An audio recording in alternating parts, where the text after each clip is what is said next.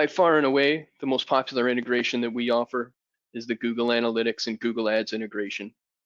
So the way that this works is once your account is linked with your Google Analytics account, our default behavior is to send a call event for every call that comes into a tracking number as an offline event into Google Analytics.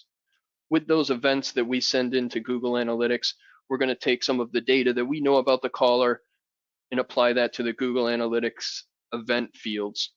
You'll be able to take those events that we've sent into Google Analytics and build goals around those events. If your call event meets certain criteria, for example, if it's a first-time caller and the call is more than 30 seconds, then you can have that goal in Analytics complete and send that call event into Google Ads as a call conversion. For your click-to-call ads or call extension ads, we support a separate Google Ads integration that allows you to bring a script to your Google Ads setup and route calls through a Google forwarding number to a tracking number and match up the calls that come into each number to provide you campaign and keyword level data.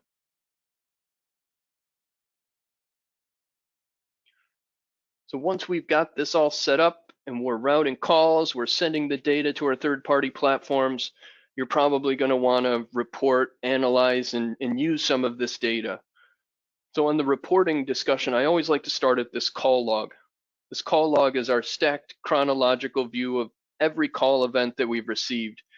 In this table of our call data, we have the ability to filter based on specific views or data sets that we want to see. You can save these filters so they're easily accessible on a regular basis for you. We can also take these filtered criteria that you've established and set up reporting notifications. This can be used to create a daily, weekly, monthly digest of all the call events that meet that criteria that's important to you.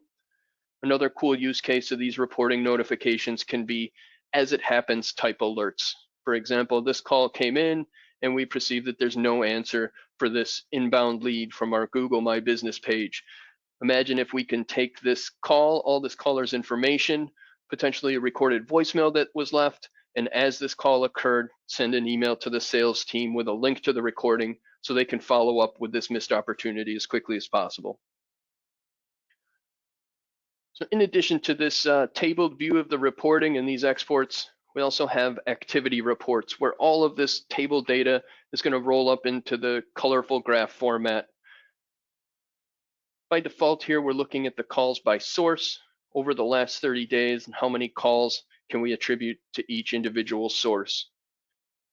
In this activity report view, you have the ability to apply the same filters that you did to the call log view. You can also look at this data from a lot of different dimensions. Maybe you want to look at the calls based on the receiving number or the agents that are fielding the calls to see who your top performers are, rather than which channels are generating the phone calls.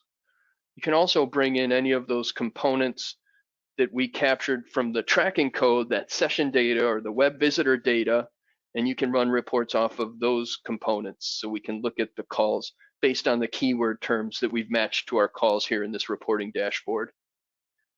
You have the ability to export this type of report for a one-time view, or you can schedule this to run at a regular interval as well. So with that, your basic setup is essentially complete. There's lots of valuable data to be had with a relatively small time investment and cash investment on the front end.